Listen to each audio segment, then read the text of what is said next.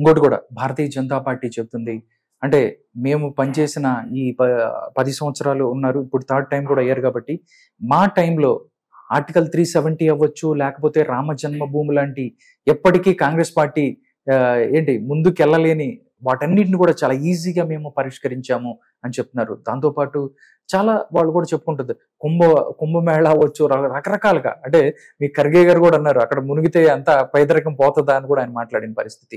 అంటే ఇవన్నిటినీ just BJP రాజకీయాల కోసమే వాడుకుంటుంది అని మీరు భావిస్తున్నారా, లేకపోతే అభివృద్ధి ఏం కనిపించలేదా అంటే ఏం చెప్తారు మీరు?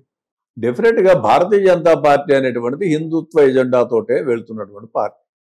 నేను ఇందాక కూడా చెప్పాను, రిలీజియన్ మీకు ఉంది, నాకు. It's a private issue.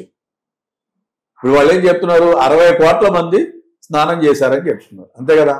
మీరు వెళ్ళారా? నేను లేదండి, నేను వెళ్ళలేదు. అతను వెళ్ళాడా? కెమెరామ్యాన్ ఇతను వెళ్ళాడా? ఇక్కడ ఉన్న నలుగురు వెళ్ళన్నటువంటి పరిస్థితి. ఈ దేశంలో 60 కోట్ల మంది ఎక్కడొచ్చి స్నానం చేశారని వాళ్ళు ఎలా చెప్తున్నారు? It's propaganda. అంతే. మతం విశ్వాసం ఉండొచ్చు, తప్పేం లేదు దానికి, ఎవరి విశ్వాసాలు వాళ్ళకు ఉంటాయి.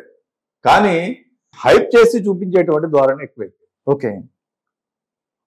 తర్వాత కాంగ్రెస్ పార్టీ ఏం చేసింది, యూపీఏ 1లో యూపీఏ 2లో ఫుడ్ సెక్యూరిటీ యాక్ట్ పెట్టింది. పేదవాడికి కావాల్సింది పట్టెడు అన్నం సార్.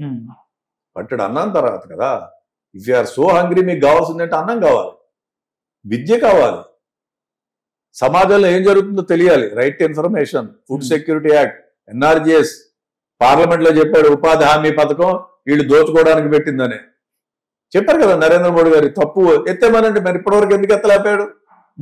కోవిడ్ 1 కోవిడ్ 2 వచ్చినప్పుడు ప్రజలు అన్నమో రామచంద్రాన్ని అలమటించినటువంటి పరిస్థితుల్లో ఏమీ లేకపోతే మనకి అదే కాపాడగలిగింది గ్రామాలని. అవును, అంతే కదా. ఆధార్ కార్డు గురించి చెప్పాడు ఆ రోజు, ఆధార్ కార్డు అంతా బోగస్ అని చెప్పాడు. ఈవేళ మీరు వెళ్ళినా నేను వెళ్ళినా ఎక్కడికి వెళ్ళినా ఆధార్ కార్డే. So Congress party long perspective thinking తోటి అనేకమైనటువంటి కార్యక్రమాలు చేసింది. అది అగ్రేరియన్ బేస్డ్ ఎకానమీగా ఉన్నటువంటి భారతదేశంలో అనేకమైనటువంటి డ్యామ్స్ కట్టడం కానీ, పోలవరాన్ని మనం ఇప్పటివరకు చెప్తూ ఉన్నాం. పెద్దలు అంజయ్ గారి ఫౌండేషన్ స్టోన్ కాంగ్రెస్ పార్టీ ముఖ్యమంత్రిగా, దాని తర్వాత రాజశేఖర రెడ్డి గారు కాంగ్రెస్ పార్టీ ముఖ్యమంత్రి. ఇప్పుడు వీళ్ళందరూ వచ్చేప్పటికి 3వ టర్మ్ కదా, ఏం చేయగలిగారు ఇప్పటివరకు అసలు పోలం? అటువంటి బాక్రానంగల్ కానీ, హీరాకుడ్ కానీ, నాగార్జున సాగర్ కానీ ఎన్ని డ్యామ్స్ కట్టింది ఈ దేశానికి, ఎన్ని అభివృద్ధి సంక్షేమ కార్యక్రమాలు ఇచ్చింది. మేము యూపీఏ 1, 2లో రాజీవ్ ఆరోగ్యశ్రీ ఇక్కడ రాష్ట్రంలో అసలు ఎవడైనా ఆలోచించగలుగుతాడా?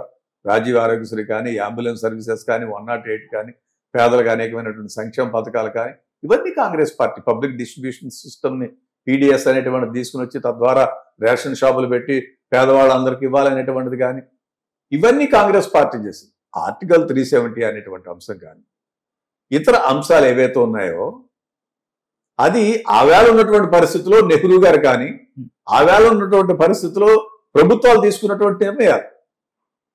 భారతదేశానికి స్వాతంత్రం వచ్చిన తర్వాత చాలా ఇబ్బందికర పరిస్థితులు ఉన్నాయి,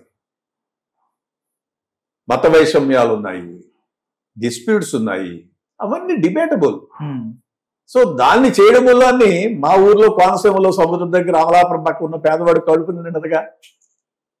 సమాజానికి కావాల్సిందేంటి? డెఫినెట్ గా రిలీజియన్ ఒక ఆస్పెక్ట్, నేనేం కాదంటలే. బట్ మనం ఉపాధి హామీ కావాలి, అన్ఎంప్లాయ్మెంట్, సంవత్సరానికి 2 కోట్ల ఉద్యోగాలు ఇస్తానని చెప్పాడు మోడీ గారు. 10 అయిపోయాయి, 10 నెలలు 20 కోట్లు అయితే ఉద్యోగాలు రావాలి కదా. ఎక్కడైనా వచ్చాయా? పెద్ద నోట్లు రద్దు, మొత్తం న్యాయం జరిగిపోతుందని చెప్పాడు.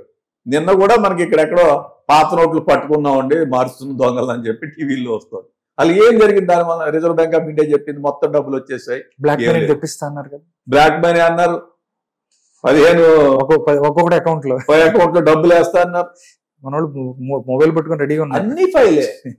జిఎస్టీ అట్లా ఫెయిల్. ఎక్కడుందండి? 3 ఏళ్ళు హోటల్కి తింటే 4 బిల్లు కడుతున్నాం. 3 ఏళ్ళు మన హోటల్కి వెళ్తే మనకు తెలియకుండా 4 బిల్లు కడుతున్నాం. ఏమైపోతుంది ఈ డబ్బు అంతా?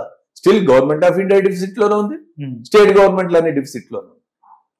సో మనం 1 మ్యాన్ 1 ట్యాక్స్, లేకపోతే 1 మ్యాన్ ఏ విధంగా మనం రాబట్టాలనేటువంటి ఆలోచించాలి. 5 ట్యాక్స్లు వేసి అన్నేసి స్లాబులు పెట్టి ఈ బాత్రూమ్ ఫిట్టింగ్స్ ఫర్నిచర్లోకి వెళ్తే మీకు 18%, 20%, 25% కట్టేటువంటి ట్యాక్స్ ఉంటే ఎట్లా అసలు ఏ వస్తువు ఎంత అనేటువంటిది ఇప్పుడు కూడా జిఎస్టీ వాళ్ళకి ఇంకా అర్థం అవుతుంది.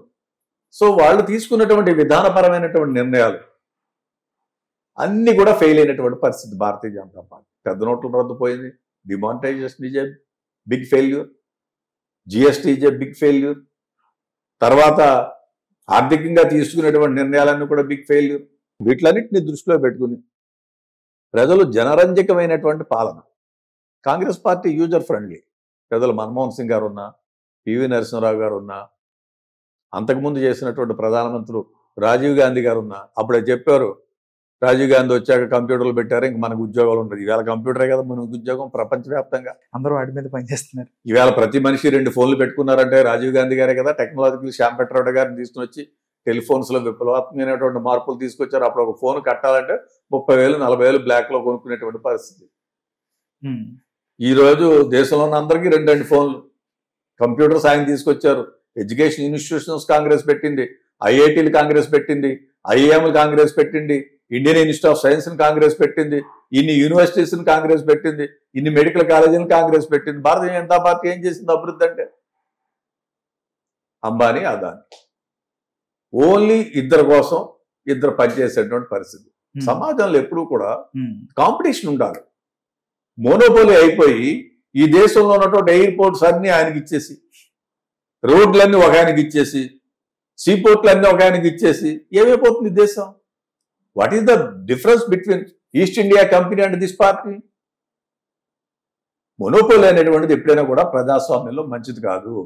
మోనోపోలీ వచ్చిన తర్వాత అతను రేపు అనుకోని సంఘటన ఏదైనా జరగచ్చు. మీరు మొత్తం అంతా వాళ్ళకి రాసి ఇచ్చేస్తే రేపు దేశం ఎలా నడవాలి? Government is a continuous process కదా. నేను ప్రధానమంత్రిగా ఉంటానా, మీరు ప్రధానమంత్రిగా ఉంటారా అనేది దట్ ఈజ్ మెటీరియల్. వచ్చేటువంటి ప్రధానమంత్రి ఏం చేయాలి? ఇంకా బొంబాయి ఎయిర్పోర్ట్ ఉంది, బెదిరించారు ఆయన. ఆంధ్రప్రదేశ్ సంబంధించినటువంటి వాళ్ళు కష్టపడి తెలుగు వాళ్ళు 10 రూపాయలు సంపాదించుకుని అంత స్థాయికి వెళ్ళారు. గన్ పాయింట్ పెట్టారు, ఈడీఎం పెట్టారు, సిబిఐని పెట్టారు, బెదిరించారు, హ్యాండ్ ఓవర్ చేసుకున్నారు. ఏంటది? అంటే ఆంధ్రప్రదేశ్ కి సంబంధించి పక్కనటువంటి గంగవరం ఎయిర్పోర్ట్ పోర్ట్ ఉంది. మన తెలుగు వాళ్ళు కష్టపడి సంపాదించుకుని దాన్ని నిలబెట్టుకున్నారు. దాన్ని బెదిరించి స్లోగా వెళ్ళారు. జగన్మోహన్ రెడ్డి గారు భాగస్వామ్యం 11% రాష్ట్ర ప్రభుత్వం అనుకుంటే దాన్ని కూడా ఇచ్చేసాడు, అది కూడా ఆదాన్ని తీసుకున్నారు. సో ఈ విధంగా పక్కన కృష్ణపట్నం పోర్టు, వాళ్ళని బెదిరించారు, భయపెట్టారు, వాళ్ళని అది హ్యాండ్ ఓవర్ చేసుకున్నారు. ఈ మోనోపాలీ అనేటువంటిది which is not good for the society. ప్రజాస్వామ్య దేశంలో బై అండ్ లార్జ్గా మనం మీరు కానీ నేను కానీ సమాజ హితం కోరేవాళ్ళం, మన నెక్స్ట్ జనరేషన్ కూడా బాగోవాలి. ఈ పరిణామాలన్నీ కూడా తీవ్రమైనటువంటి దుష్ప్రయోజనాలని ఈ దేశానికి, ఈ జాతికి, ఈ రాష్ట్రాలకు ఇచ్చేటువంటి పరిస్థితి. ఆ విధంగా భారతీయ జనతా పార్టీ బిహేవ్ చేస్తోంది. ప్రజలకు అర్థమైంది. రాబోయేటువంటి రోజుల్లో మార్పు అనేటువంటి తథ్యం. ఓకే.